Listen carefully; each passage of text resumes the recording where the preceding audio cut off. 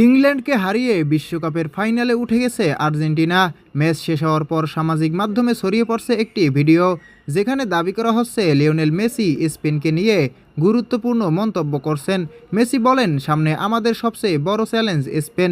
তারা দারুণ ছন্দে রয়েছে এবং শক্তিশালী একটি দল। তাদের বিপক্ষে জিততে হলে আমাদের আজকের চেয়েও ভালো ফুটবল খেলতে হবে।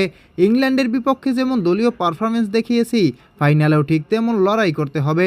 তিনি আরও বলেন, আমরা নিজেদের ওপর বিশ্বাস রাখি। এই দলের প্রতিটি খেলোয়াড় দেশের জন্য সর্বোচ্চটা দিতে প্রস্তুত।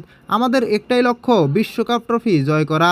তবে কোনো প্রতিপক্ষকে ছোট করে দেখার সুযোগ নেই। স্পেনকে সম্মান করেই মাঠে নামতে হবে এবং নিজেদের সেরাটা উজাড় করে দিতে হবে। আর্জেন্টিনা যদি ফাইনালে জয় পায়, তাহলে আরও একটি বিশ্বকাপ শিরোপা যুক্ত হবে তাদের ইতিহাসে।